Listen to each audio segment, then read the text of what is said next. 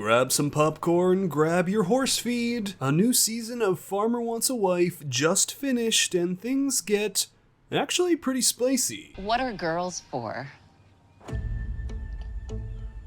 Girls or women? Women. What are women for? Whoa, starting to feel woozy. Say something smart. Women are a missing piece, so to speak. So it's time for our 4 farmers to fulfill their destiny and do what the title of the show demands of them. Time to find a wife. And by the way, if you haven't checked out all the drama from the first half of the season, be sure to head on over to my first video on that. But alright, where things stand now, 2 of the 4 farmers have brought back new women to the farm, women that were hand-picked by their mothers. And while the remaining women from Farmer Jay's farm and Farmer John's farm are pretty heated about it, well, there's not really much you can do about it, so tough noogies. However, to put everyone in a good mood and make things better, the farmers are going to be inviting everyone out on a camping trip. And it's here where the show brings in Farmer Nathan from season 2 and his final pick, Taylor. Essentially, this dude was really reserved and only ever had eyes for Taylor the whole time because she was really similar to him. Which sounds an awful lot like what's going on with Farmer Matt, who, at this point, is about as romantic as a trip to Home Depot with your emotionally unavailable granddad. Like, he's having fun, but he doesn't seem happy about it, and he'll certainly never tell you.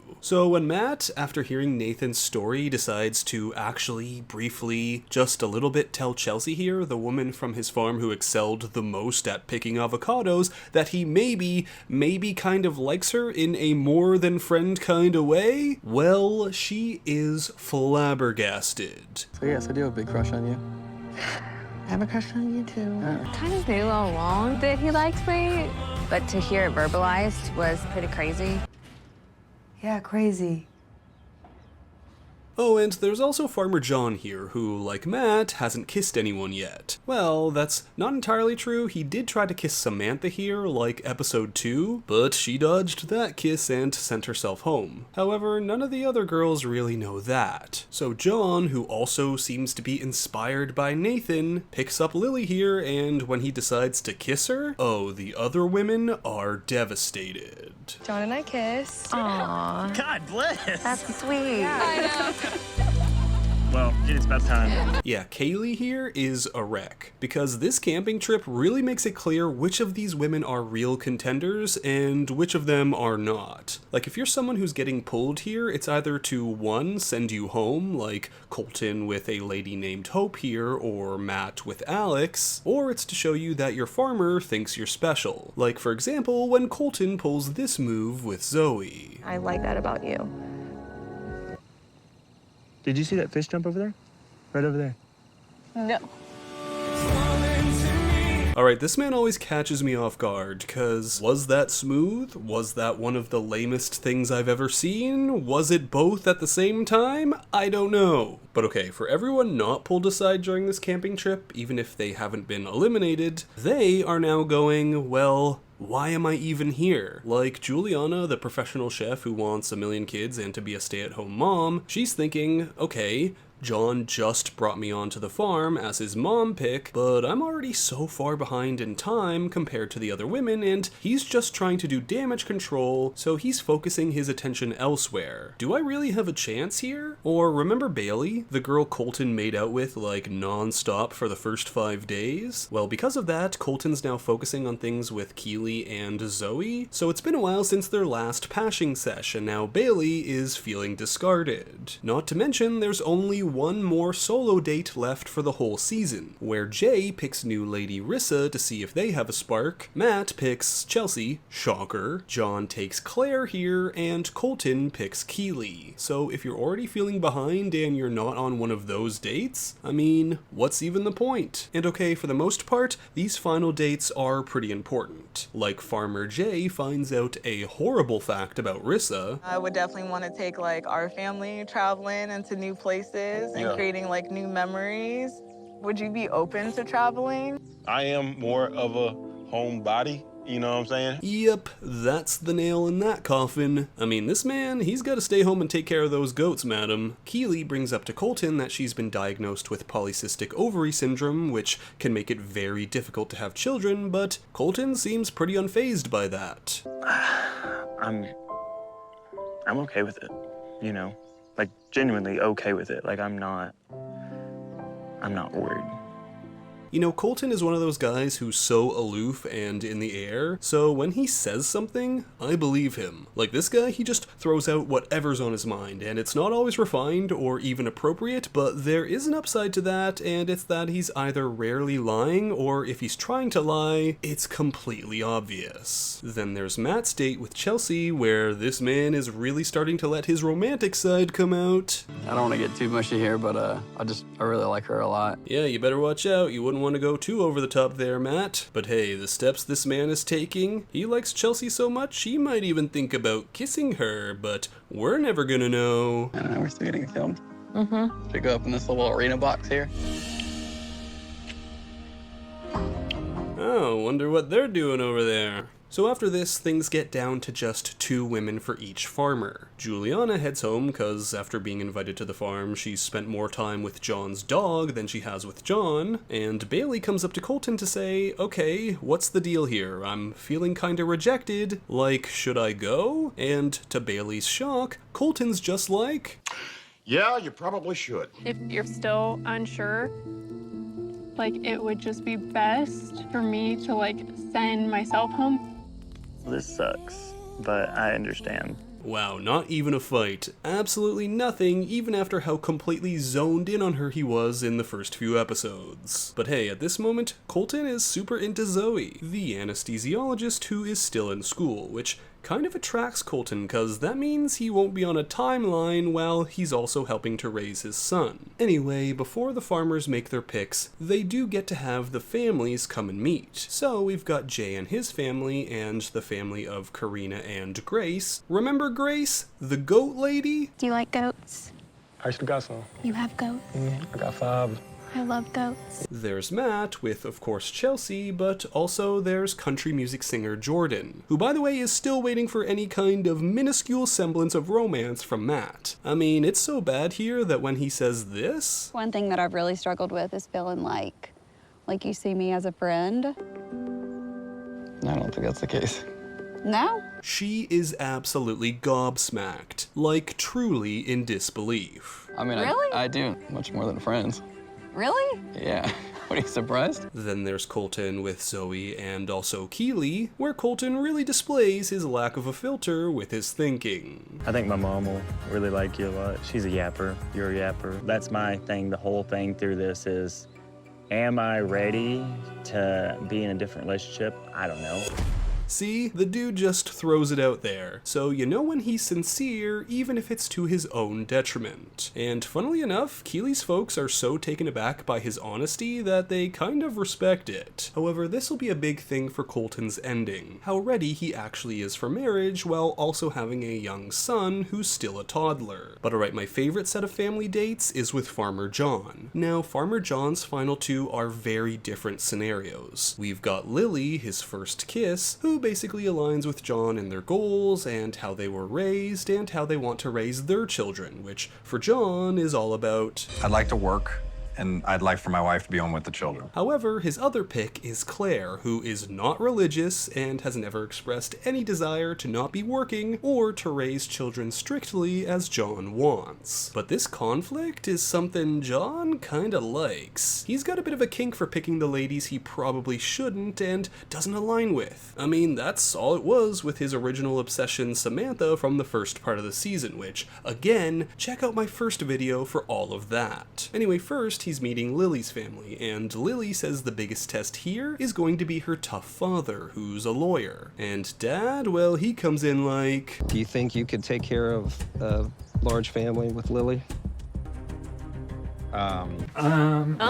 Is the sound in dumb. But when Dad finds out John's finishing his law degree, he's pretty impressed. And then up second, there's Claire's family, where there are some big differences. I mean, they're not rude about it or anything, but it's obvious that there are some questions to be answered. Especially when he says he wants to be a strict parent, and Mom over here is going, See, I was not strict. 16, they got their cars. I was like, well, you can come and go as you please. I always have to know where you are, and you can't get in the car with anybody who's been drinking. That little bit of freedom, they were like, oh, I think they made him more responsible. Or there's this moment when John says he wants to live a traditional life where the mother stays with the children and the dad works, where once again, Mom is over here going, Claire never said, when I grow up, I want to be a stay-at-home mom. That's never been anything that she's said. So she starts probing even further, thinking, okay, if that's the case, tell me this. What are girls for?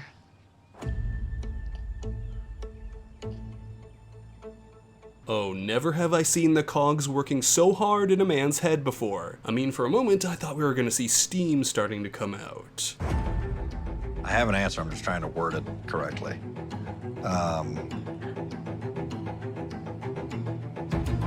Women are a missing piece.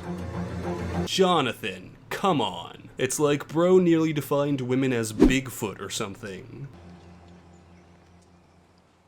That was a good answer. It was a good answer. Yeah.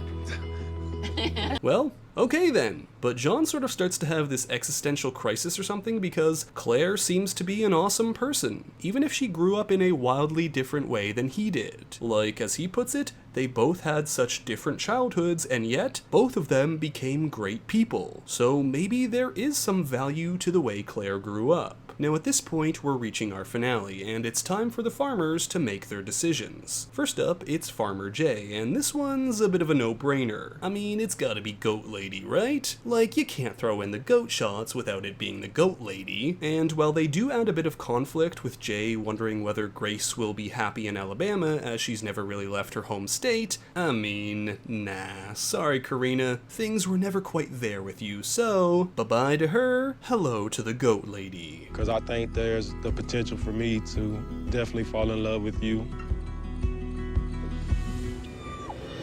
I agree. I think there's potential too. And he even gifts her a puppy, which had me like, what, no goat?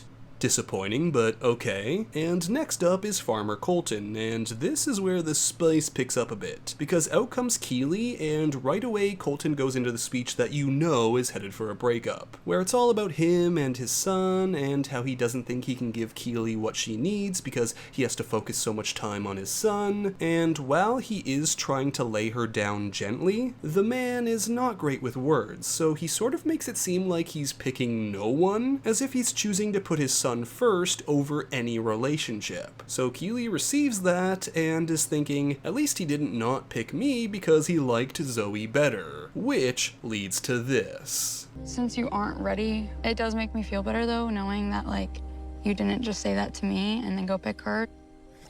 It's here's the thing. Yeah, this man can't hide much. So now he has to go into an explanation about why things are different with Zoe and how her still having 2 years of her anesthesiology program means he has less of a time pressure, and so he's actually going to stay with Zoe, and oh, this is all a disaster. I'm so glad you came. So you want to see? Okay. I feel like I did not say anything of what I was supposed to say. I'm just froze up and went completely blank. So yeah, they bring out Zoe and he asks her if she's cool with a long distance and balancing that with her program and his kid, and she's like, I would love that. So there you go. Good luck, Colton. Try your best to keep that foot out of your mouth. Which means we're now on to Farmer John and his pick. Is it going to be Lily, the woman who aligns with him and his stance on life in so many ways? Or Claire, the controversial pick, cause she's not religious and her parents weren't strict, but, you know, John kinda likes the spice that adds. I think you're gonna make somebody very, very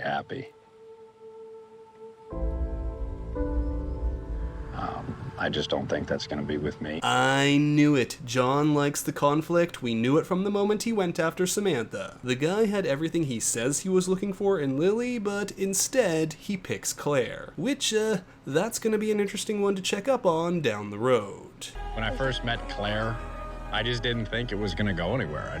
The conversation was horrible. With nerves. It was horrible. Ah, how romantic. And well, finally, we've got Matt, where right at the end, we have one of the most dramatic parts of his whole time here. Because remember him telling Jordan that he could see them as more than just friends? Like at the last possible second? Well, that's got her thinking, Matthew, wow, this is the most expressive I've ever seen you. And so, she goes into this expecting to be picked. But come on, we all know this is all about Chelsea. So, when Matt gives Jordan the old farmer boot... I've gained this stronger connection with Chelsea.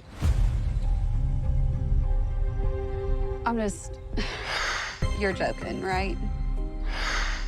I gave you such an easy out the other night on our date. Yeah, she's pissed. Cause she's going, if you weren't gonna pick me, we had such a great opportunity to leave things that other night, where no one would have been hurt and no one would have been led on. Instead, you pushed it. Oh, and when he says goodbye to her by going, I'll be praying for you. Yeah, that lights Jordan up. Oh, he had to add in there, I'll be praying for you. No, I'll be praying for you, buddy. Uh-oh, Matt. I think someone's about to get a country breakup song written about them involving Jordan taking a 4x4 to their avocado farm. So finally, out comes Chelsea, the woman who stole Matt's heart the moment he saw her pluck avocados with such speed, you'd think she had 2 extra Goro arms hidden behind her back. I thought it was really cool how Chelsea just jumped in there and got to work and filled up a whole bag. These two get together, and we finish this season off with one more wildly romantic sentiment from Matt. Like when I'm not with you, I think about you. Aww. And I literally just think the world of you. If you want to do this, I'm all yours. I kind of knew all along that he liked me, but to hear it verbalized was pretty crazy. Crazy. Absolutely crazy. So that's it for this video on Farmer Wants a Wife Season 3. Thanks for watching, and if you enjoyed it, be sure to give the video a like, comment your thoughts down below, and subscribe to the channel for more content. And, until next time, Bachelor Fantake, out. Whoa, starting to feel woozy. Say something smart. Women are a missing piece, so to speak.